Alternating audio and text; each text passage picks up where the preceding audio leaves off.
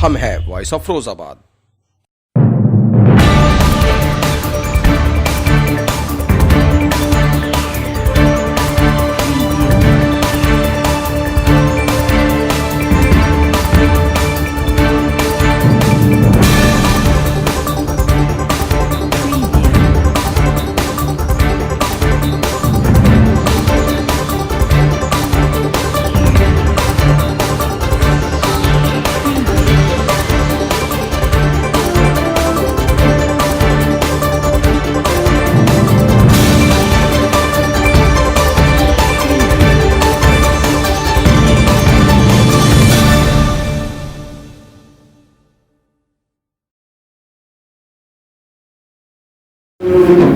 Sir यहाँ पे एक सभा का आयोजन किया गया है, शोक सभा का, क्या पूरा मामला है?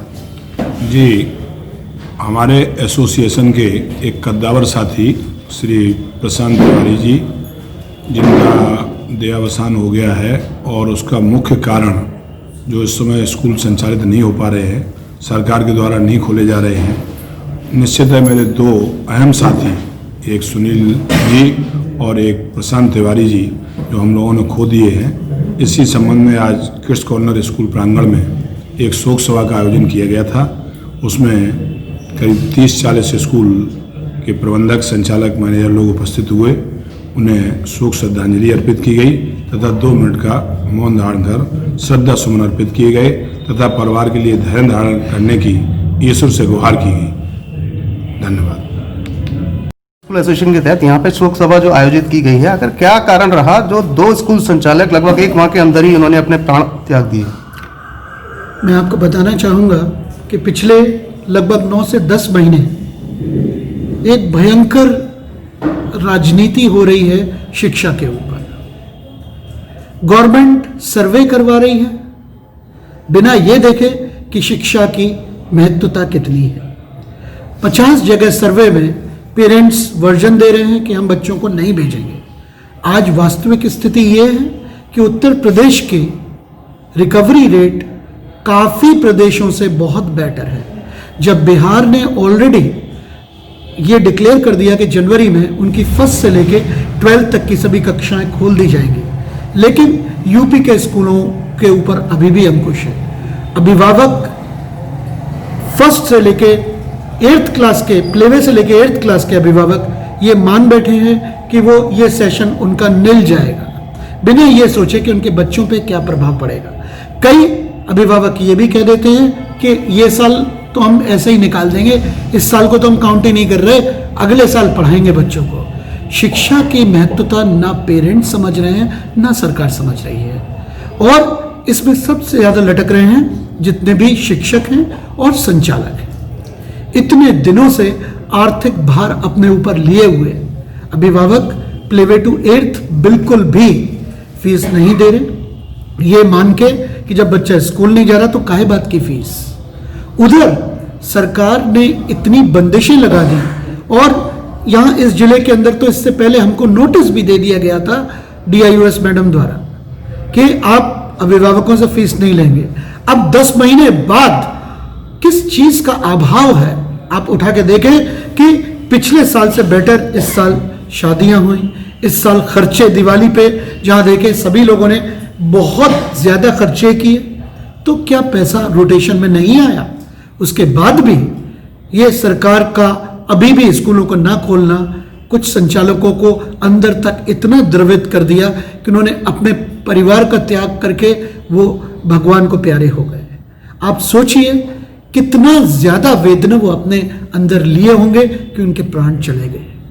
हमारे 2 साथी, पहले एक दीक्षित जी, सुनील दीक्षित जी, अब प्रशांत तिवारी जी, ये 2 व्यक्तियों ने अपने प्राण गंवा दिए इसी टेंशन में कि उनके स्कूल कब खुलेंगे, कब किस आर्थिक तौर से वो मुक्त हो पाएंगे।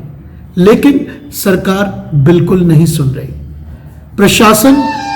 प्रशासन ये तो देखता नहीं कि यहाँ पर कोचिंग सेंटर्स इतने चालू हैं, यहाँ पर इतने हजार 2,000 बच्चे कोचिंग सेंटर वाले यहाँ पर पढ़ा सकते हैं, उनके ऊपर कोई बंदिश नहीं है, ना प्रशासन उनके ऊपर कोई रोक रखता है।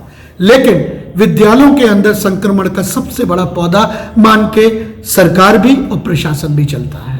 वो सर्वे करवाता है। अरे हम कहते हैं कि बच्चे 1 साल की उनकी अशिक्षा उनको किस गर्त में पहुंचा देगी। कभी आप सोचिए, आपका बच्चा जब कुछ नहीं बन पाएगा तो दोषारोपण स्कूलों पे न करिएगा। हमारे 2 साथी चले गए। अब हम ये कहना चाहेंगे कि अगर सरकार ने हमारी मांगें नहीं सुनी तो हम सड़कों पे उतरेंगे, ज्ञापन देंगे और धीरे धीरे पढ़े लिखे होते हुए भी हम लोग आत्मदाह के लिए बाध्य होंगे। मैम, फिरोजाबाद में 2 युवा जो लगभग बहुत जल्दी उन्होंने एक स्टार की तरह जी पिछले 8 से 10 सालों के अंदर इतनी उन्नति की, अपने स्कूल को वो एक अच्छे मुकाम पे पहुंचाया, और एक का हृदयघात के कारण और दूसरे का कोरोना की वजह से, जैसा बताया जा रहा है।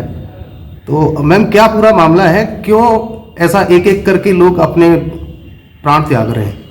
देखिए, जैसा कि हम सभी जानते हैं, सन 2020 हम सभी के लिए जिस प्रकार से गुजरा है, अभी पूरी तरह से गुजरा भी नहीं है। हमने अपने बहुत सारे लोगों को खोया है।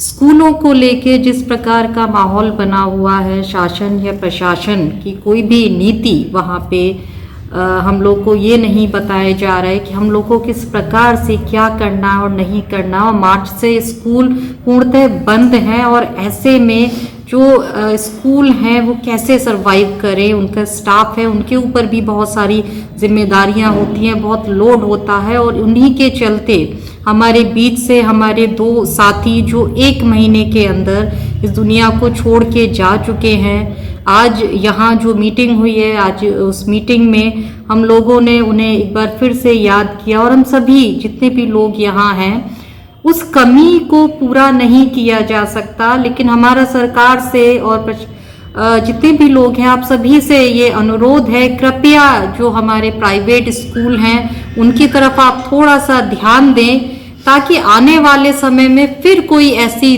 दुख भरी सूचना हमें ना मिले और फिर से कोई हमारा साथी हमसे ना बिछड़ जाए।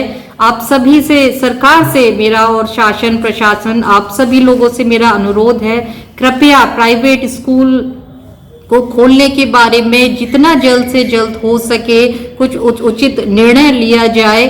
साथ ही ये भी कि बहुत सारे अभिभावक हैं जो अब हम लोग के संपर्क में आ रहे हैं और वो भी इन चीज़ों को लेकर बहुत त्रस्त हैं, क्योंकि वो पूरा 1 साल निकलने जा रहा है और वो देख रहे हैं कि उनके बच्चों की शिक्षा उनको पूर्ण रूप से नहीं मिल पा रही है, जिसके अभाव में वो बच्चे जो पहले से जो बहुत अच्छा कुछ जानते थे वो भी कहीं ना कहीं वो भूल चुके हैं।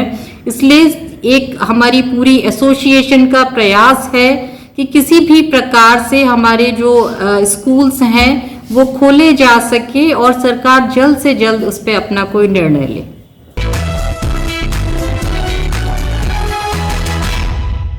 हम है वॉइस ऑफ फिरोजाबाद।